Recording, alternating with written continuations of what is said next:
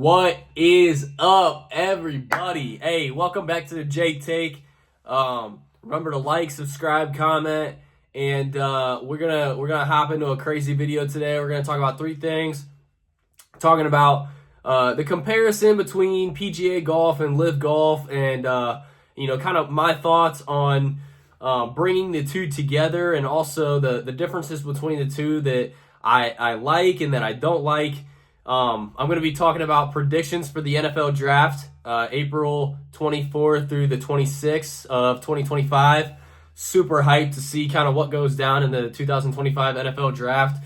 There's going to be a lot that happens, but I'm very excited to see kind of what the Browns do. I don't know if I'm actually excited to see what the Browns do, but I'm excited to see what they do just because football season's over and we're already looking to get right back into it. Also, the third topic and the final topic that we're going to touch on today are some NFL prospects to watch out for, certainly in free agency right now. So let's dive in right now to LIV versus PGA. So obviously with the PGA Tour, they do 72 hole stroke play, and LIV golf only does 54 holes. And the courses that the PGA Tour play are they're legendary. I mean, courses like Pebble Beach, Spyglass. They play. Oh my gosh, what am I? TPC, Sawgrass, TPC, Scottsdale. I mean, they play the hardest of the hard. Pinehurst number 2. They play the hardest of the hard courses, right? And LIV golf, they do play. I would think that they're hard courses, but they're just not like they're not anything like the PGA Tour courses. The PGA Tour courses are legendary. Augusta, like there are traditions with these golf courses, and obviously LIV golf doesn't play nearly the same amount of golf. And they play cool course. I think my favorite course that they played so far was two of them was Trump Doral, because obviously that's a sick course, and I've seen a lot of videos on that course before. And then Greenbrier, but Greenbrier because I played that. So LIV golf, I don't really like the courses that they play. They play a lot of overseas, and it's just it's not really LIV golf. Let me just state this before I continue, right? Because obviously I have a little bit of bias, right? I'm a PGA Tour guy. I tried out LIV golf last year. I tried to give it a shot, and honestly, it's not too bad. But that's not my problem with the production. My problem is not with the production, with the music, with the crowds, with the courses. That's not my problem with it. So my biggest problem with it, and this is kind of what else I wanted to touch on, is the money aspect of the LIV Tour versus the PGA Tour. Because on the PGA Tour, winnings are based off of performance. And in LIV golf, a lot of guaranteed contracts for bigger players, massive signing bonuses. So I really think that the incentive to really try and play good golf is almost sort of out the window when it comes to LIV golf.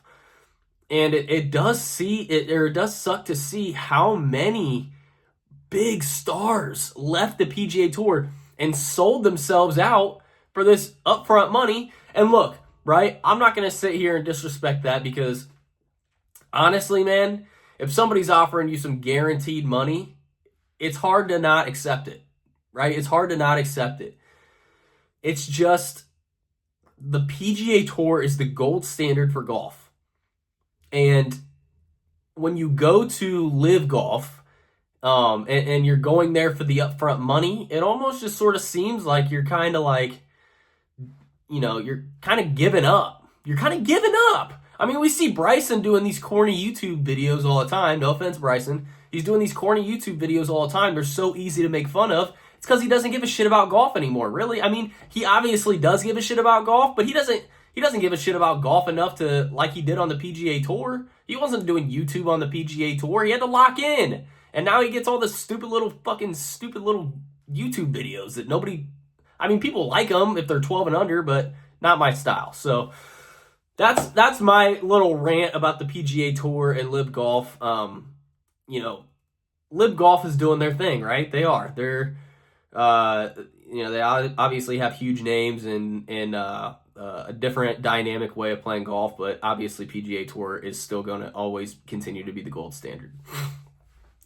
So moving on to predictions for the NFL draft. So, obviously, the NFL draft is going to be interesting this year. I just want to look at the draft order again. I just want to re-look at the draft order. Because I know that the Browns have number 2 pick. Okay. So the Titans have the first overall pick. And obviously they just took Will Levis 2 years ago. Yeah, 2 years ago they took Will Levis. And, would they take a guy like Shedeur Sanders? I don't know. Personally, as a Browns fan, I would like to see them take Abdul Carter for our defensive stand. Obviously, we have a guy like Myles Garrett, who I will be talking about in NFL prospects to watch out for segment of this video. Myles Garrett is, he's he requested a trade away, and who can really blame him? I mean, who can really blame him? But, you have big guys like Shedeur Sanders, Cam Ward, Jackson Dart are kind of the bigger quarterback prospects coming out. Mason Graham, Will Johnson, Colston Loveland, some other notable names to keep in there. But, overall, I could definitely see the Tennessee Titans taking Cam Ward. Even though they don't really have the offensive tools, I could still see them trying to make some off-season moves to get him some weapons. But I think the Tennessee Titans are just kind of looking for their first quarterback in a long time. And I think that I could see Cam Ward going number 1 to the Titans.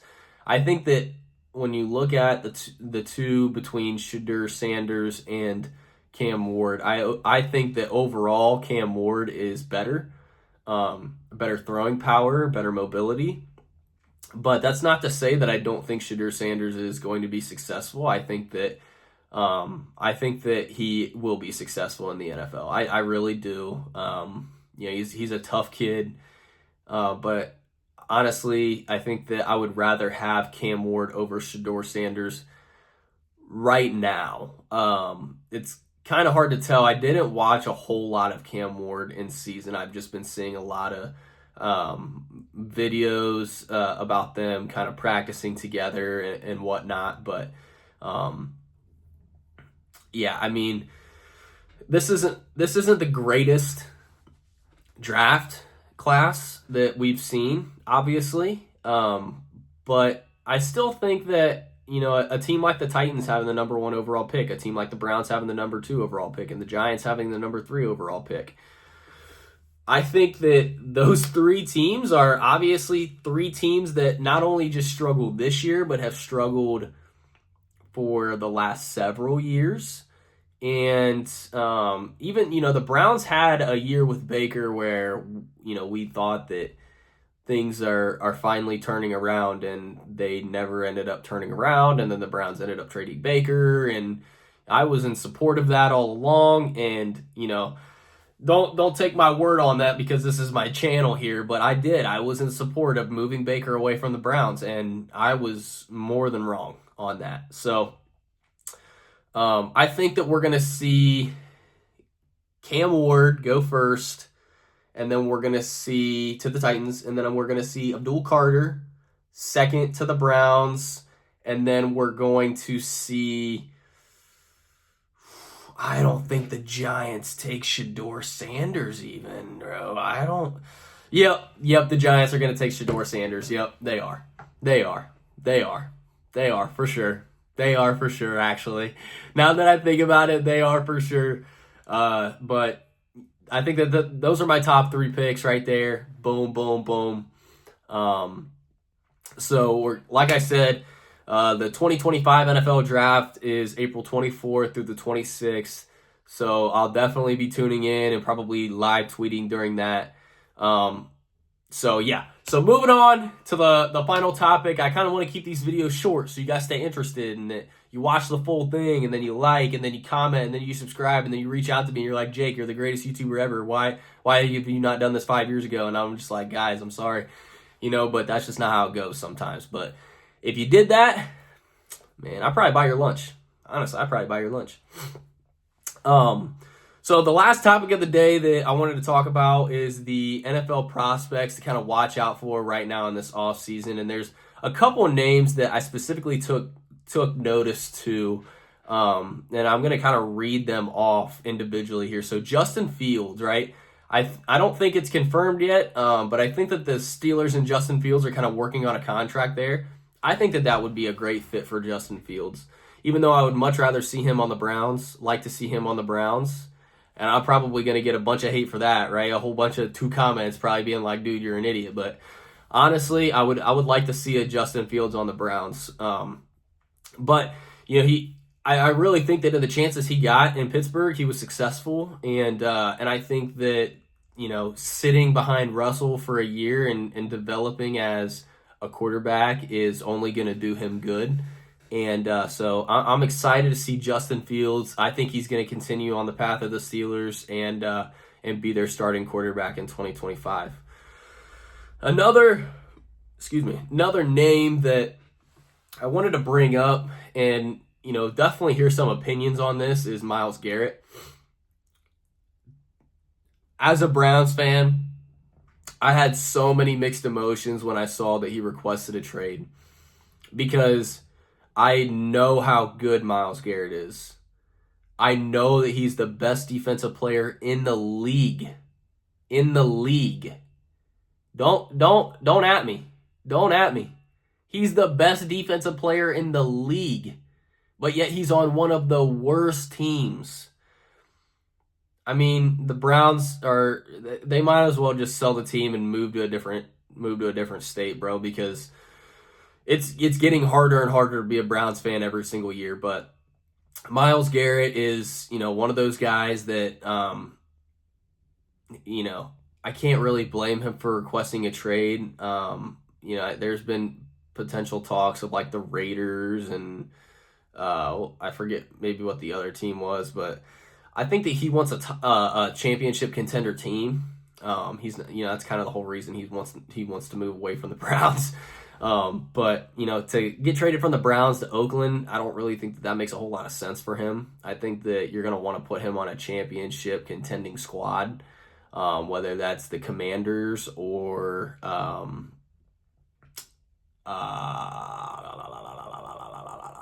the Bills. I saw maybe the Bills had interest in him.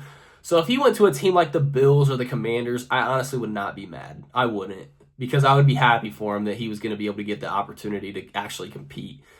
Another name that came up today was Joey Bosa getting released from the Chargers. And, maybe this is something that the Browns could look into. But Joey Bosa being released by the Chargers is kind of wild, but also I haven't really seen crazy output from him in the last couple of years, so it doesn't really come as a huge surprise to me. He's been kind of quiet, considering all the hype that was around him going into the NFL and what he's produced in the league.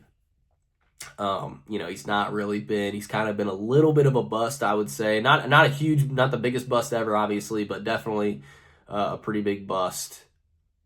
Pause. For Joey Bosa. Joey Bosa released today, and then Christian Kirk also being released today.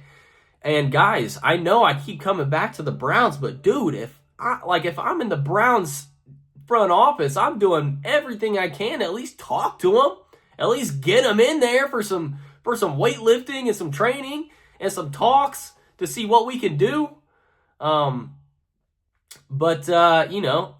Christian Kirk, Joey Bosa, two pretty notable names to watch out for NFL teams here in the offseason. I wouldn't be surprised if both of them got picked up. And then finally, Max Crosby getting his extension, well deserved. I mean, that dude is one of my favorite players in the NFL. And honestly, if Myles Garrett were to go to a team like the Raiders, and the Raiders' defensive line would be nearly unstoppable. Max Crosby is nearly unstoppable by himself, and the same with Myles Garrett. So a lot of crazy moves that went on in the NFL today. I also saw that Trey Hendrickson was given the option to be released, I believe, or given the option to be traded. And then we saw another Bengal retire today as well. Yeah, the Bengals are letting star DN Hendrickson seek trade. So that's pretty crazy, you know. I don't know. Yeah, I think Cincinnati is kind of falling apart too. I just think that Cincinnati is kind of like the Browns in the fact that even when they have the tools, they can't really put it together. So, all right, guys, that's it for the video. Making it short and sweet. Remember to like, subscribe, comment, please, all those things, man. Let me know your thoughts, man, in the comments, and I appreciate your time, man. Peace. Thanks.